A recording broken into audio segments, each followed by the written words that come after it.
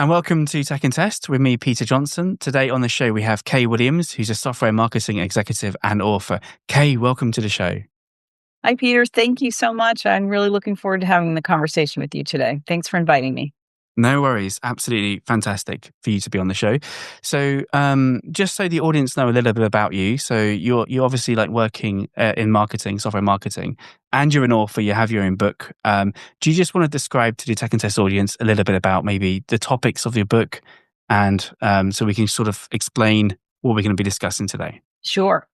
The title really says a lot about the topics in the book. So the title is called "Not Made for You: How Women in Tech Can Challenge Bias, Claim Their Space, and Thrive in a System Made for Men." So we talk about a lot of those situations, that a lot of barriers that happen and Mm, bias that happen in the work environment for a lot of women who are in male dominated spaces, such as sexism, sexual harassment, ageism. All of those things are discussed in the book, and strategies to help you thrive in your career, um, while maneuvering these barriers. interesting. So, I guess from my perspective, or like, having seen the world, the working work, the world and the working workplace, I've seen some of these things. Some of these biases you're talking about. But as a woman, I guess I haven't got that experience. So, what's led you to kind of advocate for this? Because I'm seeing not all women are doing this, right, in different workplaces. So, it takes a certain person to want to advocate for it and make a change. So, what sort of drove you to be the advocate and be the change?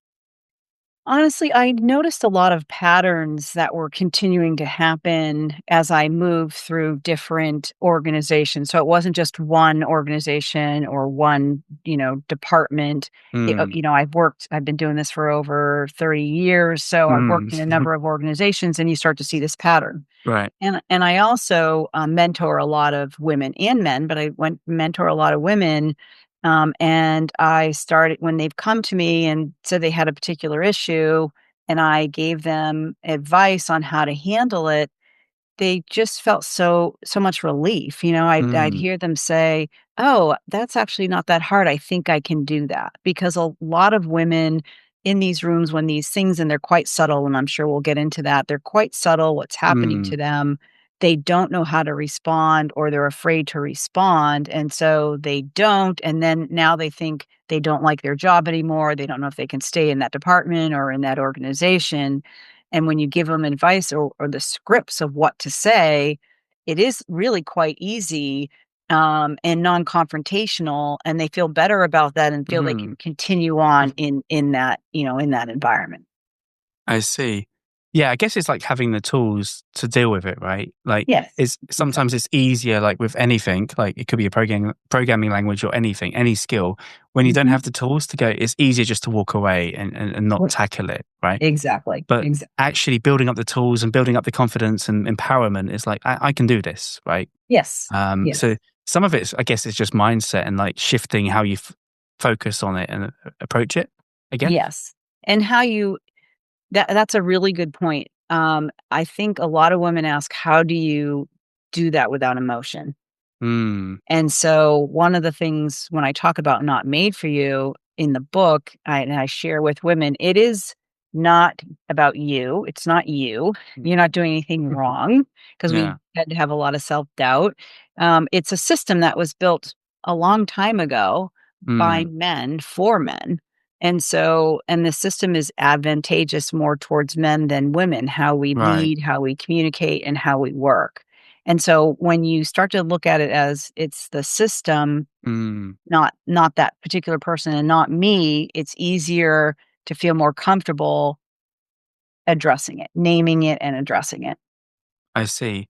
And speaking, like, maybe it'd be good to go into some examples of like what kinds of biases maybe you see often in like the tech space or tech world today. Like, what are the sort of things that women have come to you about and said that it's a common theme, or what patterns that you mentioned? There's patterns that you've noticed, right? What's like some of the common patterns that come up? So some of the patterns that I noticed were men getting promoted, Mm, and I wasn't getting promoted, right. even though there were a number of times where I knew I had as much or more experience. Mm. than they did, but perhaps they had more visibility with the right people in the Right. organization. And men typically in male dominated spaces have more support around that and advocacy than women do. So that's one of the patterns that I noticed is the Mhm. bias around what talent looks like and what leadership looks like, right? And Mm. it's typically it's a male, it's not a female. But some of the more subtle things that happen that women come to me about are being spoken over in a Mhm. meeting, or the big one is a woman will share an idea in the meeting and she may get a nod, but then a man repeats what she says and they get, all the attention and, "Wow, that's a great idea." That Right. happens a lot. We call it heap-eating, but it's really taking credit for an idea that someone just Mm. said, and that happens frequently in meetings. So those are the things that happen. The other thing that's common is if you say something or you share a perspective or an idea, then a person in the room asks a man to validate that. "Oh, well, what Right. do you think?" Right? Well, "Do you Mhm. agree with that?" And so that's common that happens to women, or they have to explain their idea a lot more than a man Mhm. does, because men have credibility in those rooms almost immediately. We tend to have to earn that, and Wow. not just earn it once, we have to continue to earn credibility. So those are the things that happen a lot to me. I've seen it happen to other women, and certainly women come to me and talk to me about that. I see. Yeah, and like you mentioned, these are kind of subtle things that, like, if you don't tune into those sort of symptoms, you may miss them, right? Like, um, certainly as a man in the room, and you're not listening to those cues, you may overlook that that's happened. Right? And Yes. it's- Yeah, and that's part of what I wrote in the book. I gave my experiences and other women's experiences that I've known, other colleagues, and for that very reason, so that women can understand how it may show up for them Mm, in a room. And if you understand how what's happening and you see it happening, you can name it and then say, "Oh, now I know how to address it." right, Because it can be so subtle that we don't recognize it, or we recognize it, but we think, "Oh, not it's not that big of a deal." And the right. reality is it is a big deal because you're losing credibility in that room if you don't address it or when it's happening to you. Yes, yeah. I can see it almost becomes a pattern of behavior because it's not sort of there's no sort of feedback loop, right? Immediately there and then to stop it happening. So That's it's right. almost it validates itself to continue, right? Yes. So, which was going to be my second question. Like, why do we think? Because you mentioned it's a pattern across a number of different organizations. Why do you think like these sort of behaviors survive like for so long in different workplaces? And maybe it's what you've mentioned. Like, no one's calling it out on the spot or saying, like, yeah, I'm interested to know, like, Yeah, I'll tell you my thought on why that continues to happen. Number 1, we all have bias, mm, and it's hard to get rid of that bias, but you have to recognize the bias. Now, if w and I don't wanna place the burden on women, but we have to. If we're not addressing it, if we're not bringing it up and saying, "Every time I say something, you go ask John his opinion right after I say it." yeah, You know, if you don't bring that up, that's what continues the loop for the things yes, that happen in the room, right? But there's other bias that I think we all have to really address, and that's the bias around what good leadership looks like. What does mm, talent look like? mm, Because it's, again, if most people think what a good leader looks like or a CEO, you're going to say a white male more than not, right? And we mm. have to start addressing that in cultures to say there are other types of talent, there's other profiles of great leadership than what we're used to in the past. Right. Yeah, and actually speaking of that bias, I was talking with, one of my women colleagues, recently, and she gave an example where she was using one of these, AI agents or chatbots, like almost like ChatGPT, I imagine, Mhm. to generate images, right? And she said, "It took me ages to get an image of a female." Like I was trying to just get an image right, of a person, and how many times a man was actually like presented was like quite surprising to her. And Right. from my perspective, I probably wouldn't have noticed anything if I was asking for an image. I thought as a man, as a man. But you can see how these biases can creep in because it's um, for her the bias stood out like a sore Yeah. thumb because it's And like it's and those things reinforce, right? That right, exactly. it all those images reinforce, and it's funny that you said that because I remember when I was building my website and I'm looking for these stock images and I wanted women, obviously, Yeah. speaking in business environments, and a lot of times, even if it was a group photo, the person who was standing up, or you could tell the person who was doing the talking was the important Mm, one in the room, was a man. It was very interesting. difficult for me to find a woman who was leading the conversation in these stock images. Wow. So you can see that bias almost extends beyond the workplace, and it's also in the training data of like AIs and the images we're creating, because Yes, that's kind of what people visualize, right? right. As like you said, the stereotypical male CEO. Because we're feeding these large language models, Yeah, right? So, our bias is gonna creep in, that's the absolutely, issue. Yeah. absolutely. And if anything, these large language models are a way of demonstrating what biases we have as a society, right? Yes. When we use Very them. much so. So interesting. And like, what are some actionable tips? So let's say I'm a woman in the meeting room, and some of the actions and behaviors you've described are happening where people are sort of questioning my validity, and they're asking of a male, colleagues what their opinion is. And it was my idea, but it's been, other people are kind of discussing it as if it was their idea.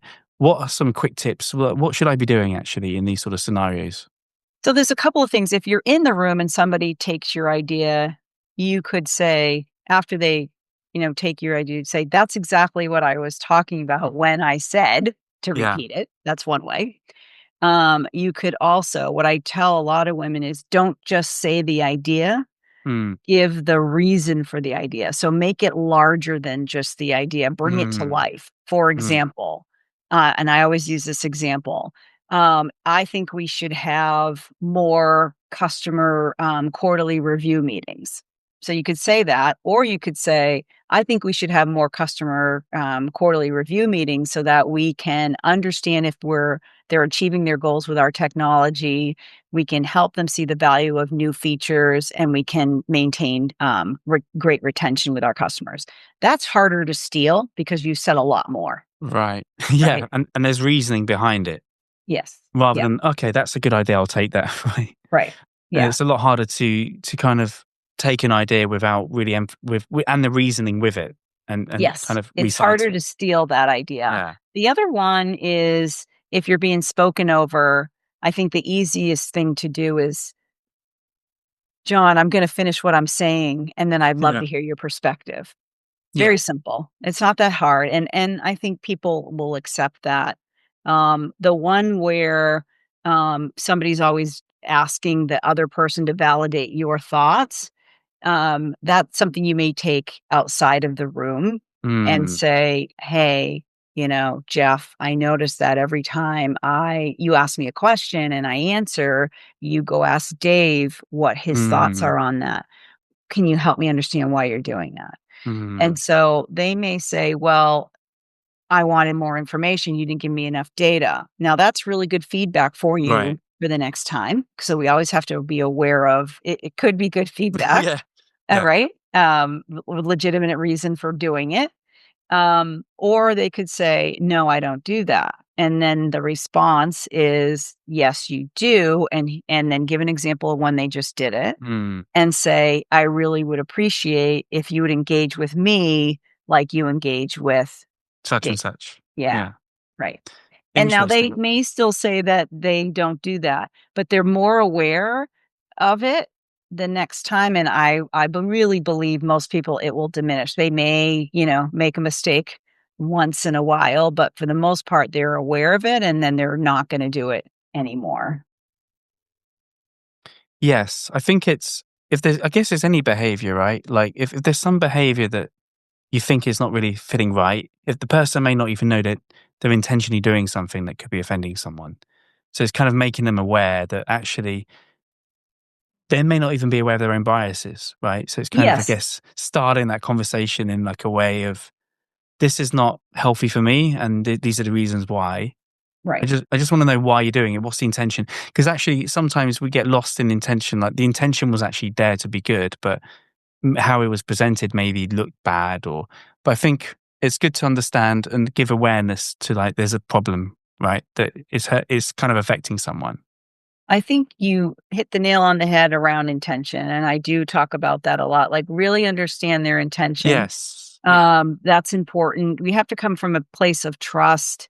Yeah. Most people aren't realizing what they're doing, and when you address it with them, they will course correct. Yeah. There Yeah. are some bad apples that won't, and they're doing it on purpose because they want to Mm, single you out. They want to they feel superior to you, and they want you to know that. But for the mm. most part, it really people just don't realize what they're doing. Yeah. Yes. I think generally that's been my experience. It's not Yeah. been, there's been a few bad apples, like you mentioned, who've deliberately gone out of their way to kind of do some of this behaviors on purpose Yes. for various political reasons or other reasons. But Right. On generally, purpose, or they just have a view that it's so women strong. are not as important and Yeah. they're not as significant as they are, right? So it can Right. be one of those things. Yeah. Just heavily in their bias that Yes, heavily in their bias, that's right. Mhm. interesting. So, I guess if, how do you know that if the difference between like, there is actually a problem here or there isn't? Like, how do you start? Let's say there's more of a systemic problem within the team or within the organization. How, like, let's say beyond the meeting room, beyond this sort of discussion, like you've noticed some other patterns of behavior. Um, and how do you know the difference if, this is self doubt or maybe you're sort of thinking, am I just overthinking something? Or actually, this is a systemic problem that needs to be addressed. Like, how do you sort of draw that distinction? That's a great question, and one that I get asked quite a bit from women, like, "How do I know it's not me?" Yeah.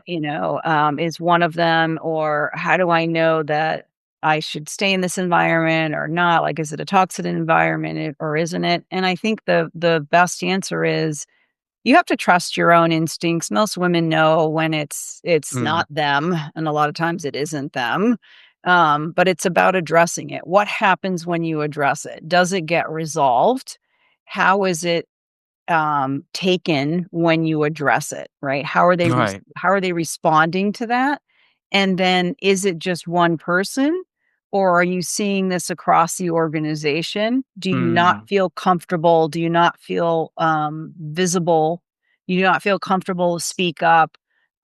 Those things. You have to really look at the organization and the culture, and is this culturally happening? Is it happening at all levels, or mhm. again, or is it just this one person? And that helps you determine how pervasive that situation may be. And then is that a toxic environment or not? And can it be fixed is the other thing. Like I always try and help um fix a culture if we can, right? But if we can't, if we're not getting anywhere and it's just really uncomfortable and you don't feel valued and you don't feel safe, then that's another decision you have to make of whether you should stay in that organization or not. Yeah. I mean, on the flip side of that, how do you know, like, you're being seen? Like, what are some sort of, like, telltale signs that things are working and, like, um, this is an environment that is actually thriving for me? And I'm like, to flip it round the other way, are Mhm. there some signs that you go, "Actually, I am being seen," right? And maybe Yes. I'm overthinking some parts of this. So Right. what are some things that stand out that this is a healthy culture, this is a healthy environment? So being seen is about I think it's about influence in many ways, that you are influential, that your comments and your decisions and concepts that you're sharing are valued, they're being heard, they're not questioned to a degree that you can tell they're not trusting your experience. Mm, And it's it's not just your experience that's or your work that's being valued, it's your years of experience that's being valued, your way of thinking is being valued, and your perspective is being valued. That to me is being seen. So if those things are happening for you, right? If you're in a room and you speak and people are listening and you have some influence on how things are working in your organization, that's being seen. Mm. Okay. Yeah. Okay. That makes sense. And I guess like this comes also down to leadership, right? And having leaders that actually like remove some of these barriers and make sure like we got a safe environment that everyone's got an opinion. So, what do you recommend like to leadership? Like how if we remove these barriers from women, what kind of benefits do we see within the organization? What do women bring that um, in a very male dominated environment? Is there a difference with like having more women involved, and how does that change things up? I think there's a difference, and there's studies that have been done about diverse groups, and diverse can be gender, race, economic status, Yeah. culture, religion, all of those things, right? So when you have a diverse group of people, you're coming to the table with better decisions. And here's why. If you're all from, we've seen this happen a number of times where the somebody hires all the people from the same school they went to, their alma mater, or their friends or their Yeah. coworker's son or whatever. So Mm. you're all going into this room having this conversation and making a decision. You all think the same way, and you go, "Yeah, that's right." There's no discussion or there's no out of the box thinking. If you have people that are coming from different perspectives, how they grew up, whatever it is, a different life perspective, Yeah. you're really looking at that decision in many different angles, and then you're coming up with the best solution for that particular problem. Yes, makes sense. It's almost like you have an echo chamber, right? If you have everyone with like similar beliefs and similar ways of thinking, it's almost like there's no new ideas that come out of that. Right, exactly. Or you're not challenging Yes, the exactly. idea, or you're not looking at solving the problem from a different angle. Absolutely. And I guess like to follow on, like how do you think this shows up in like products and services that are built, right? So if you already have a team that's not really diverse, you can only imagine like what kind of software gets built from that and what kind of we talked about the AI models already, right? With the sort of Yes. biases that creep in. You can imagine like products and services which are if they're primarily built by one group of people, then how what do we think the output's gonna be, right? So Right, exactly, because they don't have if you're and I this is the part that I sometimes don't understand about companies, because if you have a diverse group of customers and you're building a product that's supposed to support them, if you don't have a diverse group of people building that product, marketing that product, or selling that product, it's gonna fall flat, right? It's not gonna meet the needs of your entire customer base. sure, and you can just start alienating people, getting bad press, and Sure. it's not Yeah, going to be great. So, be thinking of like allyship as well, and like how what men can do to also support women in the workplace. So, what are some tips or tricks? Like, let's say I'm a I want to be a supportive colleague, and I want to make sure like we have an inclusive environment. What sort of things should I be doing in those meeting rooms, maybe to also support people who I think need help in a certain culture or environment where some of these biases are starting to creep in? sure. I think, um if you're in a room and somebody's being spoken over, it carries a lot of weight if another man says, "Hey, let Jennifer continue what she's saying," or "Jennifer just said that." Men Mm, carry more weight in a lot of these meetings. So it's if you support a woman in the room, it really matters. And I think also when women aren't in the room, when we're not in the room, if somebody's saying something that has, a bias to it, addressing it, saying, "Hey, that's actually not appropriate," or "I mm. disagree," or "Actually, have you seen Jennifer's work? What she did on this project? That's amazing." So that's you're kind of sponsoring that person. And then if you're in a meeting and you realize that Jennifer should be in that meeting as well, but she wasn't included, state that. Say, "Hold on a second, let's get Jennifer in here because I think she's she has something to say about this particular topic or this problem that we're trying to solve.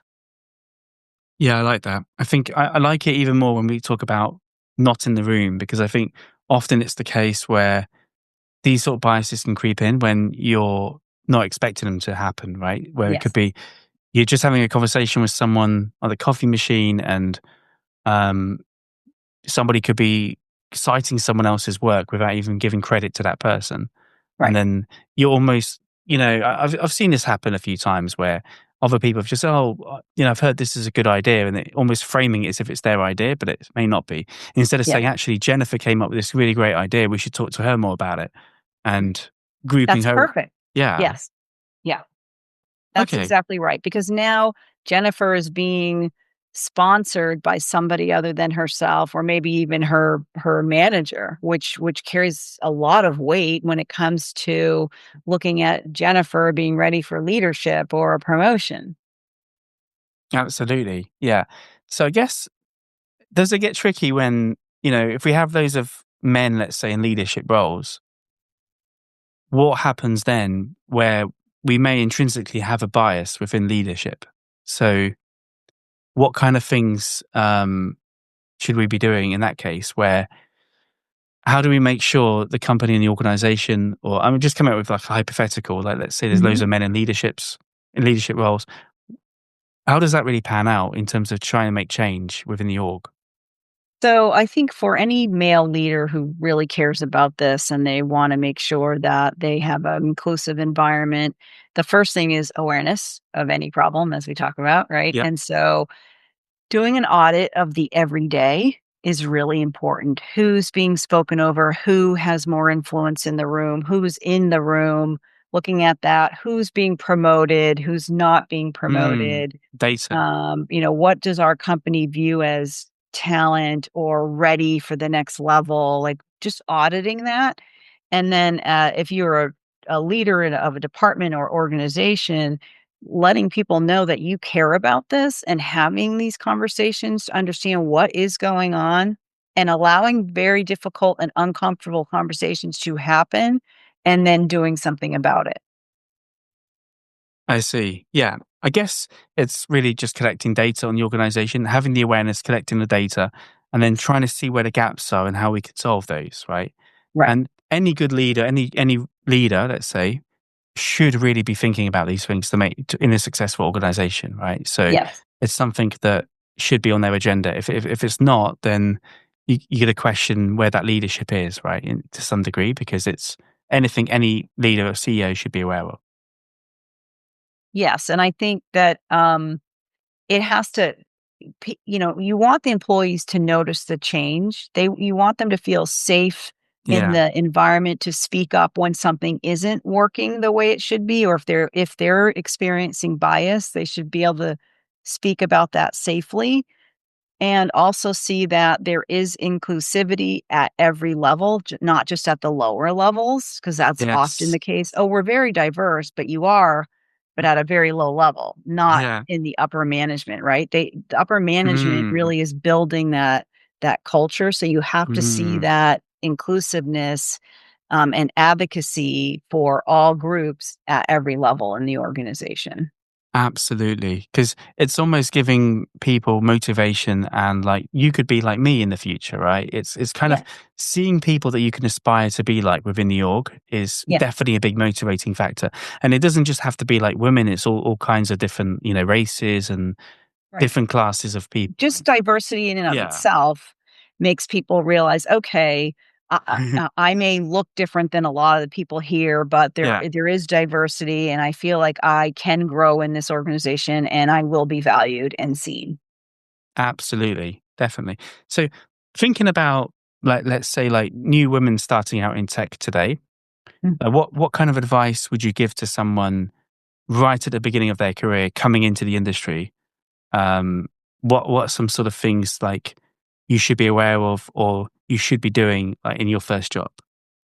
So I think the first thing that they should be aware of is that hard work isn't enough, because Mm, leadership isn't decided by the work that you do. There's a lot of politics that go into that. mm, There's a lot of Interesting. perceptions of what leadership looks like. And so you have to recognize just going in and doing your job really well is not enough.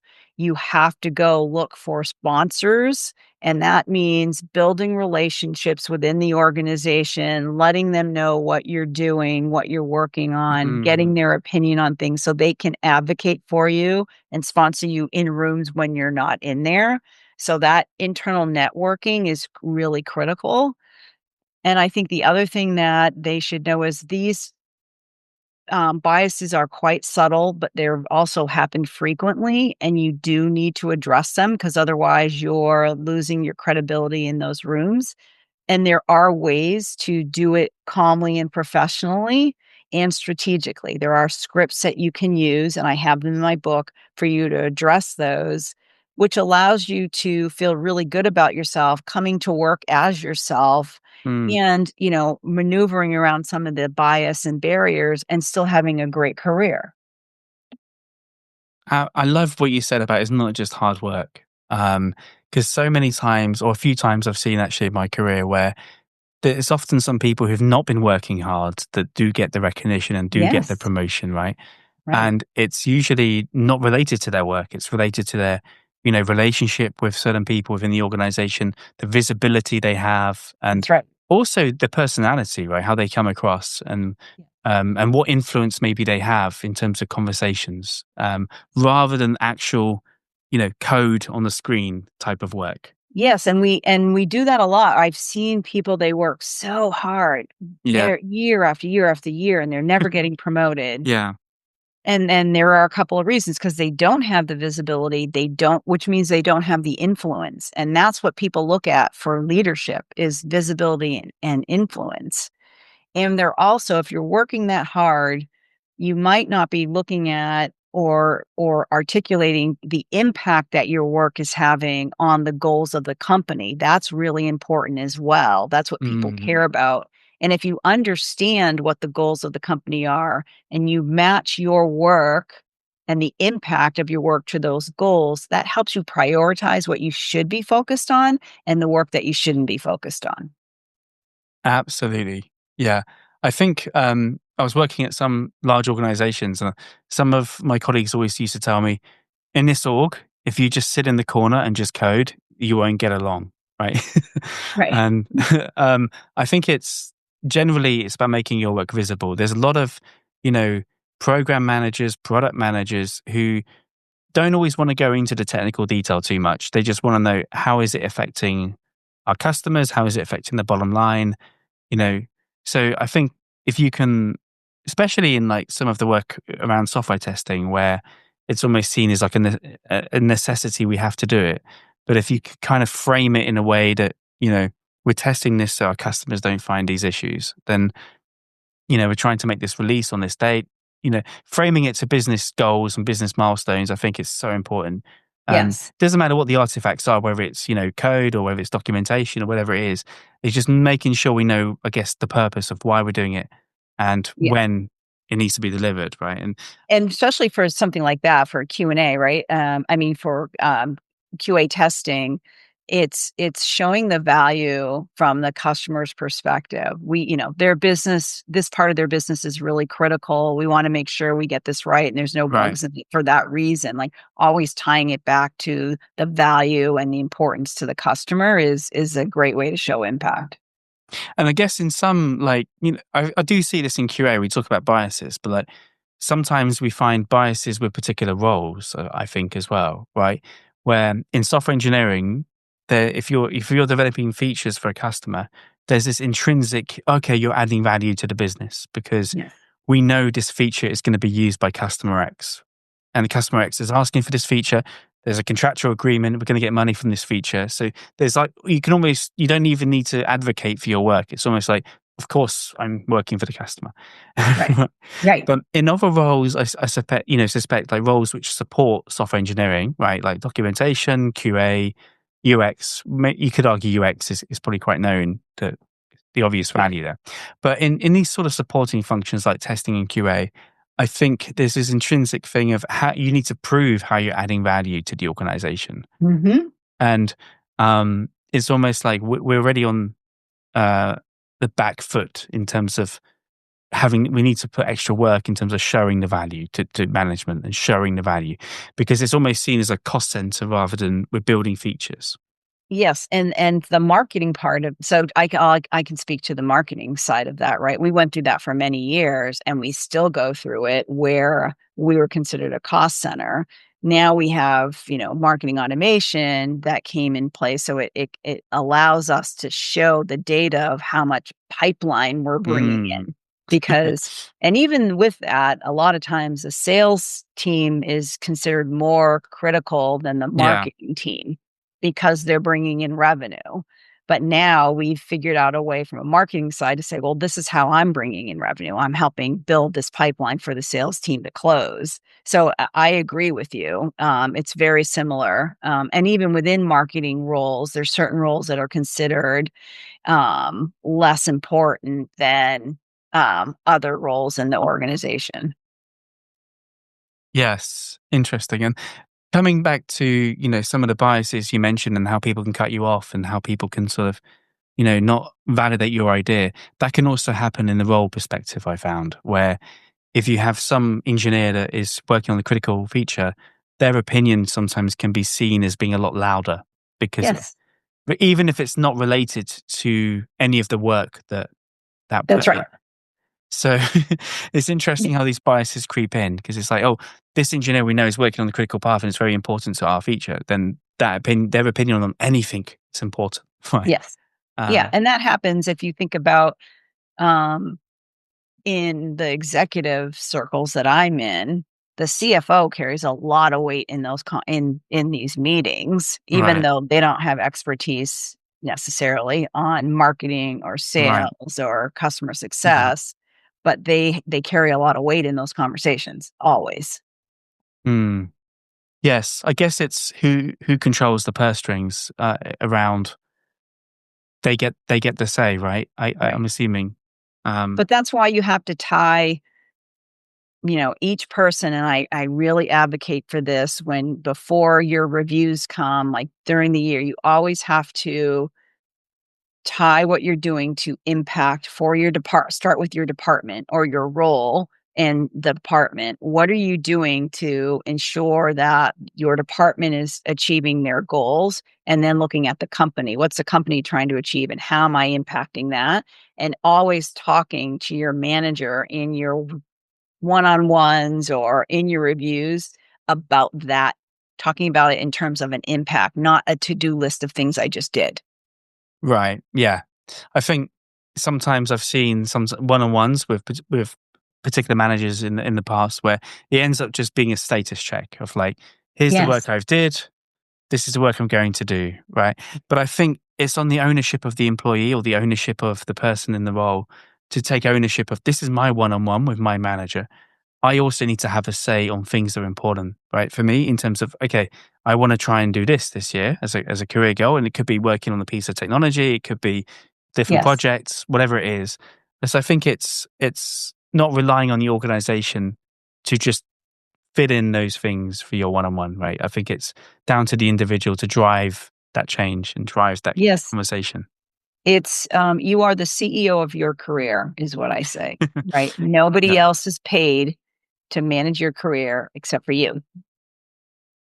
And so literally. you right? So you have to advocate for yourself, and part of that is, what do I wanna learn this year? Where do I need development? Your view and your manager's view, and come up with a plan, a development plan for that. Always looking at what you're trying to achieve in the future and what this current job can do. Where can you develop in your current job to help you get to your ultimate goal of whatever that is, right? Absolutely, definitely. And just sort of thinking a little bit about like what are some tips like listeners can sort of think about trying to improve their workplace? Like what's something people should try like tomorrow in the workplace to help make it better and to sort of improve things for everyone? What's some small little actions that people can take that I would think work? individually, if they're experiencing some of the bias that we've talked about, they should try and address it. They have to get comfortable with addressing it. That's the first thing. The second thing is also advocating for other people, supporting other people. If someone's being spoken over, support them in the room, and they're going to do it for you as well. And yeah, just being a great, peer Yeah. is is important, and supporting people who are typically marginalized and recognizing that and being supportive. And support can be just hearing them out when they've experienced something so that, they can go to you and get a clear view of, did this really happen? Because a lot of times we doubt whether something happened. So being that person that somebody can come to and discuss it with you, so they can start to feel better about that. But also ensuring that you have to name these things and address them, or it's just nothing's going to change. Right. Okay. I guess these things can also show up differently in like a virtual remote environment if someone's working remotely versus working like in person in like an office. Is Yes. there anything like to be aware of and how that could be different? Well, I mean, I've worked remotely for a long time, and so a lot of them are the same. Um, A lot of the same things that can happen, saying, a lot of women, "Oh, now you're being defensive," when you're just Right. reacting to something. So they're very similar, and I think you address them the same way in that call, or sometimes it's more appropriate outside of the call. So I don't know that it's much different. The benefit of remote is that you can, I think, separate yourself easier from the emotions sometimes, because Mhm. there is kind of this, I'm Ether. not in the same room as you, right? I don't feel the same amount of pressure to address it. So I think sometimes it's easier if it's Mm. on a virtual call to address it more than sometimes being in the room around everyone, that might feel a little more uncomfortable. Intimidating or yeah. Yeah, yeah, exactly. Intimidating or uncomfortable. Okay. Yeah, I guess that's a big difference, right? Where if you're in your safe space in your home, whatever, Yeah, it's very different to being in a room surrounded by everyone, and right. your emotion may feel a bit different then. So Yeah, and get you're thinking, that in both, it can be online or in the room, but there's more pressure in the room, to you're thinking about, how do I respond? And we're yes. also thinking about, what's the risk of responding? So you're Right. thinking about those 2 things at the same time, and that's a big burden, and Mm. that's why I like to provide scripts so that you take away that. You don't have to worry Yeah. about that. You already know what to say, and then you're full comfortable saying it, hopefully, or at least trying to feel comfortable saying it. Nice. Okay. Thank you, Kay. I think your conversation has been really great in terms of like I've learned a lot from you, and if folks want to like learn more about your book or other resources you have, where should they go? Sure. So my book, Not Made for You, is on Amazon and Barnes and Noble. But if you go to my website, which is kaewilliams.com, and that's KAE Williams.com, there's links to buying the book, but there's also links to my social media. So I'm on LinkedIn a lot, um, Instagram and Substack, where I share a lot of the experiences that happen and then how to address them. Nice. Yeah. I think it's nice to have scripts and things that you can follow and having a path of someone who's really been there and done this, right? And I think your book feels to me that you're just putting all the experience you've learned all through your career. And these are the Yes. things that have worked. And I just Yes. want other people just to tap into that and not have to face the same challenges I faced. I feel Yes. like it's a great thing you've done. And, I Thank think you. there's not everyone out there who's brave enough to do this and to try and make a change and to call things out. It's quite Yeah. can be a scary thing to do. So I think it's nice that you've done that. And Thank you. Yes, it was, I definitely had to think through that because I'm still in the industry, right, but I just wanted to make it easier for the other generations coming up so they don't have to go through the same things, and that we can make a difference and change and just have a joyful career. I've had a great career. I've enjoyed my career, but that didn't come without challenges. sure, yes, and hopefully with the newer generations, like some of these biases and some of these challenges that maybe you faced in your career will start to be hit and tackled and challenged. Yeah, I already see that. I have hope for that because I do see a shift. Cool. Yeah, I was going to ask, like, what is the future going to look like, and what is the hope we have? And I think it's positive. I think it's heading in the right direction. I agree. I've seen it. I see women advocating not just for themselves, but for each other, because in the past, that didn't always happen. Right. I see men, also advocating for women in the rooms and outside of the rooms when women aren't in the rooms. So I do, and I've seen diverse groups. I've been in diverse groups the last 2 companies that I've worked in where I wasn't the only female executive, because most of my career I was. So that gave me tremendous hope, Mm. that, we see more of that, and they were great experiences for all of us. And, so, yeah, I have a lot of hope that things will shift, but there is a lot more work to do to get there. Sure, absolutely. And I think it's great. It's great that you've started to tackle it and give resources to other people. So thanks, Kay. Thanks for coming on Tech and Test. Thank you so much. I really appreciate it. It was a great conversation.